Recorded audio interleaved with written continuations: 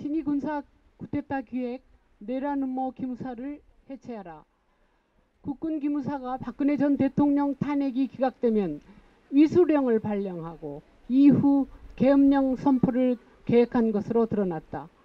계엄군으로 탱크 200대, 장갑차 550대, 특전사 1,400명 등 무장병력 4,800여 명을 동원하기로 했고 심지어 저항하는 시민에게 발포까지 계획하였다. 문건을 보면 단순히 이수령과 계엄령에 대한 법적 검토가 아니라 구체적인 실행 계획까지 세운 것으로 보인다. 보도검열단과 언론대책반을 통해 언론을 통제하고 국회가 위수령 무효 법안을 가결한다 하더라도 대통령 거부권을 이용해 2달간 시간을 끌어야 한다는 적극적인 제안도 담겨 있다. 기무사 문건이 작성된 지난 3월 당시 태극기 집회에서는 계엄령 선포 촉구 범국민연합이라는 단체가 등장했었다. 계엄령을 선포하라고 구호를 외쳤다. 기무사가 세월호 진상규명 반대 집회를 개최하기 위해 보수단체에게 정보를 제공했다고 알려졌다는 점을 고려한다면 계엄령 계획이 군을 넘어 박근혜 정권 내 핵심 세력과 교감 아래 진행된 것이 아닌가 의심을 지을 수 없다. 이것은 헌법 파괴 행위이고 친위 군사 쿠데타이며 내란 음모이다. 충격과 분노를 금할 수가 없다. 누가 기무사에게 이런 권한을 주었는가? 구 정권은 누가 기무사와 더불어 이 모의를 기획했는가? 그 밖에도 기무사의 정치 개입과 민간 사찰 행태는 이미 두고 볼 수 없는 수준에 이르렀다. 기무사는 댓글 공작에도 개입했고 세월호 참사 피해자와 시민들에 대한 사찰에도 관여했다. 심지어 안산 단원고에까지 기무사 활동가를 배치해서 일일 보고를 하도록 했다. 문제의 기무사가 이런 위법적 행위를 여러 차례 하여 지적되어 왔음에도 불구하고 반복되어 왔다는 점이다. 1990년 윤석양 일병의 양심선언으로 민간 사찰의 실체가 밝혀진 이래 기무사는 민간인 사찰 중단을 약속하지 않았는가? 드러나는 사실은 기무사가 단 한순간도 무도한 불법 행위를 중단한 적이 없음을 보여주고 있다.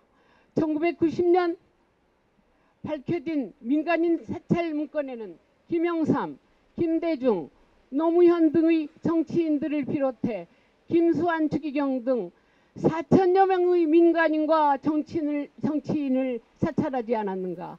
이 사건을 계기로 보안사는 기무사로 이름을 바꾸어야 했었다.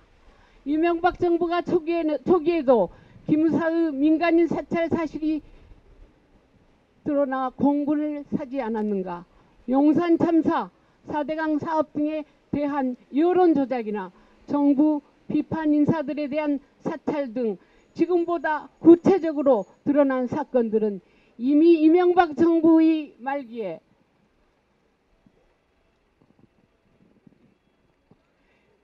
실로 확인돼 큰 논란이 있었던 사안들이다. 그럼에도 불구하고 기무사의 민간인 사찰은 박근혜 정부 내내 이어졌고 심지어 친위 쿠데타 기획에 이르렀던 것이다.